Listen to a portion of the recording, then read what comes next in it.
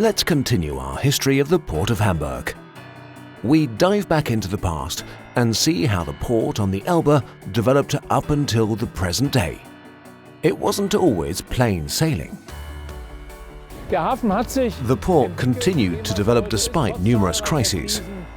Now and only here in the latest edition of Port is What We Do.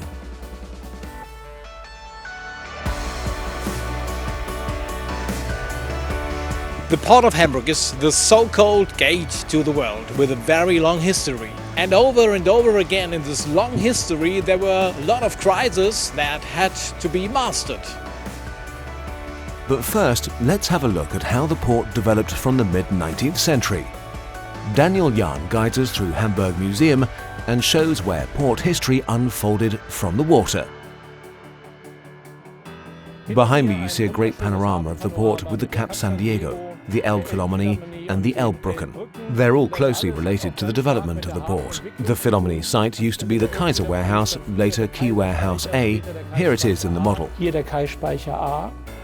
Of course it would become the Elbphilharmonie, and here's the Sandtorhafen, Hamburg's first modern port with a rail connection and steam cranes.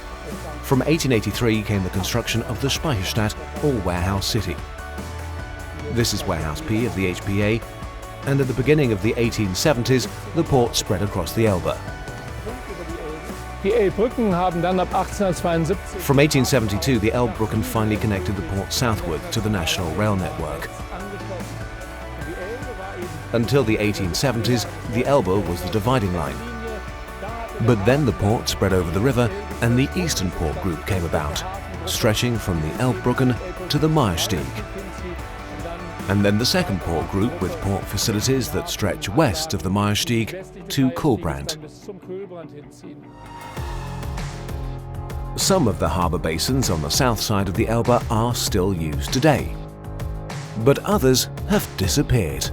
Behind me is the Hansehafen. It was one of the first harbours built after 1870. And there used to be lots of other harbours here. The sailing ship harbour, the India harbour, and the southwest harbour used to be much bigger.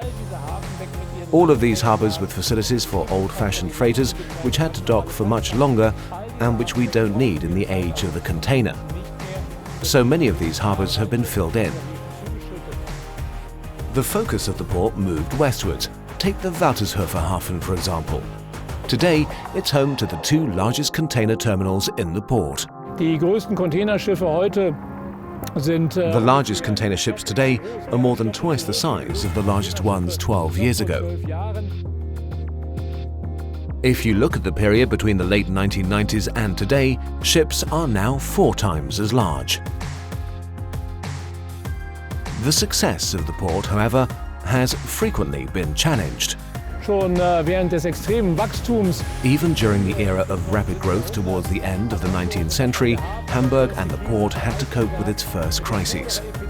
With the cholera epidemic of 1892, more than 8,000 people died in just a few weeks.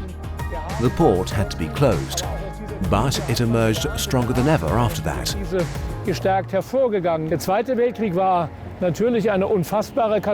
The Second World War was an unimaginable catastrophe, of course, not just in terms of ships and capacity lost, also in terms of reconstruction. Here alone in the eastern part of the port, hundreds of wrecks had to be removed. Train shunting yards had to be rebuilt before the port could start operating again.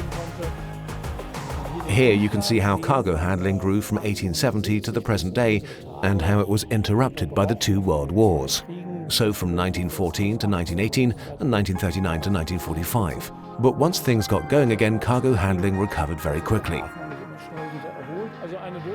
That shows how the port managed to bounce back from adversity and rebound, as it did after the world economic crisis of 2008, which is the reason that big ships like these came into being in the first place. Hamburg weathered the crisis well.